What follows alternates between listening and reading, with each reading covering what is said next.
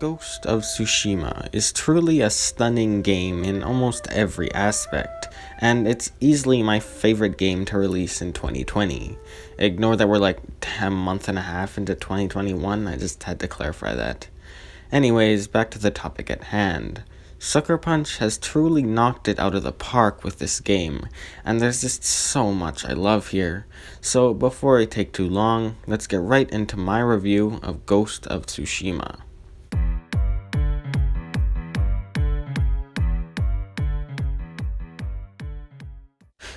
For those who don't know, this game is set in the 1200s during the first Mongol invasion of Japan.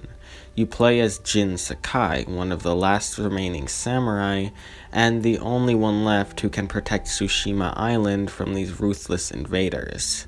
And, well, if you know your history, you know how this will end.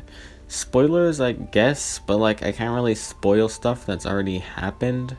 Basically, the first invasion fails, mainly due to a storm that drastically affects the Mongols' forces, although the entire samurai population is wiped out at the Battle of Komoda Beach.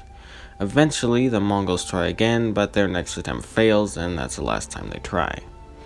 So basically, Jin Sakai is meant to be the embodiment of the storm, and it's really neat how that's worked into the story.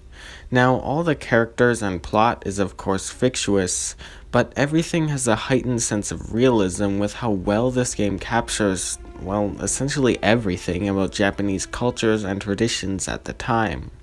The immersion, both with the time the game is set in and the actual game mechanics itself, was masterfully done. And I mean, everything was pretty much done exactly how I like it. The HUD is simple and to the point, but best of all, it fades away during any part of the game that isn't combat. Of course, you easily have the option of checking it, but honestly, this was one of the best parts implemented in Horizon Zero Dawn, and there it was hidden away in the settings. Another thing is the amazing guiding wind system. From the first second I saw this in action, I instantly wondered why every open world game hadn't done it yet. There's no distracting minimap or annoying points to follow, you just swipe up and watch the wind blow in the right direction. I mean, there's even a special hidden animation that Jin does sometimes if you're standing completely still. The attention to detail as a whole was another one of the most phenomenal parts of the game, but more about that later. Returning to the story, as a whole, I really did enjoy the narrative. It wasn't the best there is or anything, but it was definitely interesting enough to keep me hooked, and it for sure had its powerful moments that were well deserved. Now, this can be said for the entire game, but the main missions especially felt super cinematic. I mean, there's an option to essentially play the game as a classic Kurosawa film, so that pretty much explains my points. But seriously, when everything lines up, like the music, the visuals, the animations, even the voice acting was great, you get these amazing scenes that are etched into my mind forever. The ending and the Battle of Yarikawa specifically were just perfect missions I can't wait to replay. Apart from just my main man Jin, there's a whole load of side characters, each with their own roles, backstories, and side missions. Admittedly, a lot of them aren't the most interesting, and their side quests did feel a little too cut off from the events of the main story, but honestly that's more or less to be expected with an open world game. Actually, the side quests in general got a little lengthy. There's a few different kinds of side quests, most just being your normal stuff you'd find around the island, but each main side character has their own quest line. But some of these lines are 9 side quests for a single, usually pretty uncomplex story. 9 side quests was just so unnecessary. You could tell when you were playing them, some quests would just be go to an area, kill some guys, talk about the same stuff as the last quest, done. Rinse and repeat for 5 of them until the plot actually decides to move forwards. They were just pointless. Now, even if they were excessively long, these character storylines were actually pretty unique, though that may just be due to the setting. On the topic of the setting, let's discuss the open world.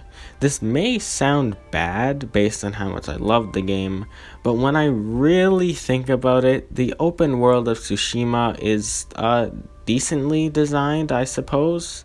It's not as incredible as Breath of the Wild, but not as awful as, well, pretty much any Ubisoft open world. It is rather basic, and sometimes I even felt the world was just a little too full. Like, did we really need 50 of these fox shrines? But if there was one thing that kept me hooked, apart from the great mechanics like the guiding wind that I previously mentioned, it would 100% be the art direction. This may just be the best part of Ghost of Tsushima in my opinion. The actual graphics in this game are really great, but not The Last of Us 2 levels. Yet the colors, the environments, the detail, all of that is just so visually stunning to someone who never really thought a game on the PS4 could look this incredible. There's an amazing amount of variety in the landscapes, even if the open world isn't insanely huge. I mean, it's hard to describe the beautiful moments of this game, mainly because, well, there's just so many of them. From bloody, fiery battles to peaceful, gorgeous flower-covered meadows, the locations are nothing other than perfect. The reason I felt compelled to explore this island was not because I wanted to get to that next objective, but more so that I could find whatever hidden beauty there is in this world. I mean, I've never used photo mode in other games that much, because, well, I never really felt like I could get a cool shot. But for better or worse, getting a stunning shot is effortless in Ghost of Tsushima. It may not technically have the best graphics, but I will stand by that Ghost of Tsushima is the best looking AAA game I've played to this day. About the last major part of this game I have yet to touch on is that of the combat. While I did say that the beautiful environments were my favorite part of this game, combat was most definitely a close second. This game is nothing short of an insane power fantasy, as many have put it. Combat is insanely brutal, but also very unlike anything I've seen before. Basically, all of the combat revolves around the choice between the two main playstyles, either the honorable samurai or the ghost. And luckily, both are well thought out, so I honestly didn't mind when the game definitely geared me towards one or the other based on whatever was happening in the main story. Playing as a traditional samurai means going against enemies head on. You get to do these stunning standoffs where you one-hit like 3 dudes in a row, then proceed to run around and clap everyone else. The sword combat involves heavy and light attacks, but more importantly, staggering and stances. There's a bunch of different stances you unlock with skill points, and each one of them has its own set of different specials and unique moves. Not to mention they're specific to enemy types, and I'd say it works perfectly.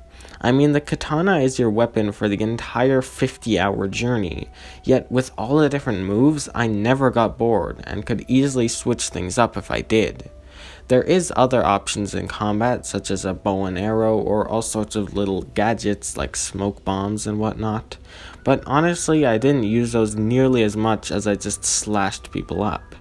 You can parry and dodge attacks. Some enemy attacks are marked as to whether you can parry them or not. I mean, the combat is a lot more in-depth than it may seem. And then comes the ghost. For about the first 2/3 of the game, I tried to play as honorably as possible, but for multiple reasons, when the third act came around, I fully embraced the ghost playstyle. During the later game especially, playing as the ghost did honestly make it a lot easier. The main part of ghost combat is based a lot more around stealth. You can lure enemies around, chain assassinate them, all the basic stuff. But the fear mechanics is where it starts to get badass. Over time, the Mongols come to fear the quote-unquote invincible Ghost of Tsushima, and it is nothing short of amazing. This might sound kinda evil, but I mean, how can you not feel kinda awesome when the enemies fall down in fear on the ground as they scream out? The way this plays into the gameplay is really unique, and this goes without mentioning the ghost dance and all the awesome stuff that brings, but it's much better left to experience on your own. Now, I just have a few last things to go over. First of all, I 100% complete this game, and it was really easy and really fun. I knew I was going to complete it right from the beginning when the game gave me a great first impression, so it was nice to sort of spread out the completion process, so once I actually beat the game, I only had a few hours worth of stuff left to do. Second of all, the visual customization is a dream come true. If you know me, you'll know that I love any sort of visual customization to your character, assuming it's not locked behind microtransactions. This was another one of my favorite parts of Breath of the Wild, and Ghost of Tsushima honestly kicks it up to another notch. There's like a million different things to wear, plus every set of stuff has multiple colors and levels, so I mean there's like truly endless combinations. And the amount of intricate tiny little details on the armor is just amazing. I can't stress how much I love this kind of stuff. Anyways, as a whole, Ghost of Tsushima has quite a few unique innovations, but it's clear to see it did take a lot of inspiration from other games. Yet, to me at least, it borrowed all of the best elements from those games and puts them together to create such a masterful experience. It truly is Assassin's Creed but good. I mean honestly, Valhalla has to be crying in the shadow of this amazing game. But Ubisoft should take some notes, because I would totally be down if Assassin's Creed was this level of amazing. I don't have any major complaints with Ghost of Tsushima, but as I outlined in this video, there is quite a few smaller things that do eventually add up. So sadly, I will not be giving this game a perfect score, but instead just a solid A. So thank you everyone for watching, and please, if you can, go check out Ghost of Tsushima, and maybe a couple of my other videos if you enjoyed. I hope to see you all again, and now I must go plan my trip to Tsushima once this whole pandemic thing is over. Have a great day everyone, bye.